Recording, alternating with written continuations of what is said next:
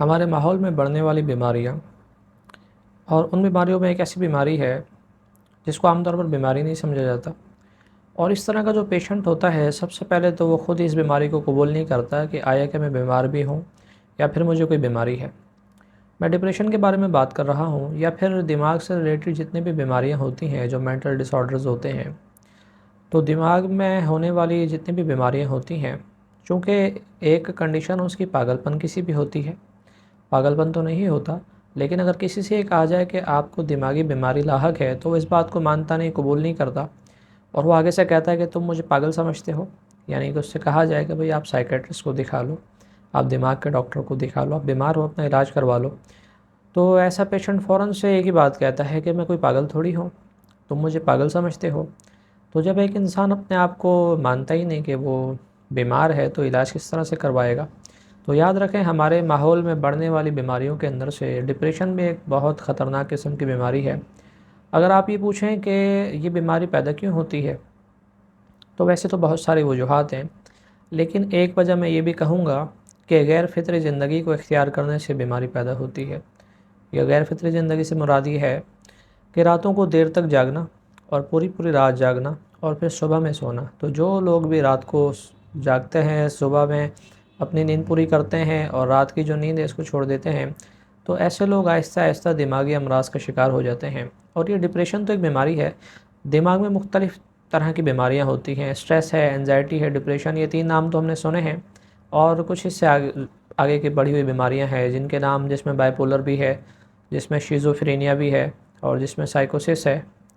تو اور بھی کچھ اس طرح کی بیماریاں ہیں جن کا تعلق دماغ سے ہوتا ہے۔ اور ان سب میں کنڈیشن ذرا ملتی جلتی ہوتی ہے لیکن مختلف ہوتی ہے، کچھ بیماریاں تو ذرا زیادہ ہی خطرناک ہوتی ہیں، اور ڈپریشن کا جو آخری اسٹیج ہے اس میں آدمی خودکشی کر لیتا ہے۔ تو انزائٹی انسان کو بے چینی سے رہتی ہے۔ تو اس لیے آپ کے نزدیک اس طرح کا کوئی بھی پیشنٹ ہو تو سب سے پہلا کام یہ ہے، اور اس سے سب سے بڑی جو خیر خواہی ہے نا ڈپریشن کے پیشنٹ سے، انزائٹی ہو، اسٹریس ہو، ڈپریشن ہو، کیونکہ شروع میں تو ابتدائی طور پر تو یہی بیماریاں ہوتی ہیں، بعد میں بڑھتی ہے تو پھر اس کے مختلف نام ہوتے ہیں، یعنی پیشنٹ کی کنڈیشن کے اعتبار سے کہ اس کے جسم میں کیا علامات ظاہر ہو رہی ہیں۔ تو اس لیے ڈپریشن کا پیشنٹ ہو، اسٹریس کا پیشنٹ ہو، انزائٹی کا پیشنٹ ہو، اس طرح کا جو مریض ہوتا ہے تو اس سے جو سب سے بڑی خیر خواہی ہے وہ صرف یہی ہے کہ آپ اس کو علاج کی طرف متوجہ کریں اور آپ اس کو علاج کے لیے ترغیب دیں، علاج کے لیے تیار کریں۔ ہاں، یہ ضرور ہے کہ سائیکیٹرسٹ سے علاج کروانے کے اندر ایک چیز یہ ہوتی ہے کہ وہ نیند کی دوائیں جو ملتی ہیں تو اس سے آدمی بہت زیادہ سوتا رہتا ہے، اور 12 گھنٹے بھی نیند ہوتی ہے، اس سے زیادہ بھی بعض کیسز میں ہو جاتی ہے۔ تو پھر اس کے کچھ سائیڈ ایفیکٹ بھی ہوتے ہیں اگر آپ ایلوپیتھک میڈیسن کی طرف جاتے ہیں۔ یہاں پر میں سائیکیٹرسٹ کے لیے کچھ نہیں کہہ رہا، سائیکیٹرسٹ تو اپنا کام بخوبی انجام دے رہے ہیں، ایلوپیتھک میڈیسن جس سے وہ علاج کرتے ہیں تو اس کے کچھ سائیڈ ایفیکٹ بھی ہوتے ہیں۔ بہت سارے لوگ ہوتے ہیں وہ یہ کہتے ہیں کہ سائیکیٹرسٹ کے پاس نہیں جاؤ، یہ میں ان لوگوں کے لیے بات کر رہا ہوں۔ تو کوئی جانا چاہے تو اس کے اندر کوئی پریشانی کی بات نہیں ہے، آپ سائیکیٹرسٹ سے بھی علاج کروا سکتے ہیں۔ ہاں، 1 ڈیڑھ سال لگ جاتا ہے علاج ہونے میں، اور بعض کیسز میں شاید اس سے زیادہ ٹائم لگ جائے،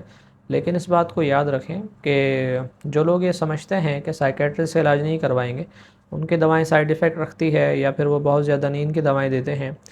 تو شعبہ طب کے اندر ہربل میڈیسن، شعبہ طب، یونانی میڈیسن، جس کو جو بات سمجھ میں آ جائے، یعنی فطری طریقہ جو نبیوں نے اختیار کیا، جڑی بوٹیوں سے جو علاج ہوتا ہے، تو شعبہ طب کے اندر اطباء حضرات بھی علاج کرتے ہیں۔ مجھے یہ جو ڈپریشن، اسٹریس، انزائٹی اور اس سے بڑے ہوئے جو آگے میں نے کچھ اسٹیجز بتائے ہیں، اس طرح کے پیشنٹس کا علاج کرتے ہوئے تقریباً مجھے یاد ہے کہ شاید 4 سال ہو گئے ہیں، اور میں 4 سال سے اس طرح کے جو پیشنٹس ہیں ان کا علاج کر رہا ہوں۔ تو شعبہ طب کے اندر بھی ہر چیز کا علاج موجود ہے۔ بعض لوگ یہ سمجھتے ہیں کہ شاید شعبہ طب میں اس طرح کے پیشنٹس کا علاج نہیں ہوتا۔ تو اگر آپ اس بیماری کے اندر مبتلا ہیں یا آپ کے اطراف میں کوئی لوگ ایسے ہیں جسے آپ جانتے ہیں جو اس بیماری کے اندر مبتلا ہیں، تو ضرور آپ اسے ترغیب دے کر علاج کی طرف متوجہ کریں، اور علاج کروانے کے لیے ضرور آپ اسے تیار کریں۔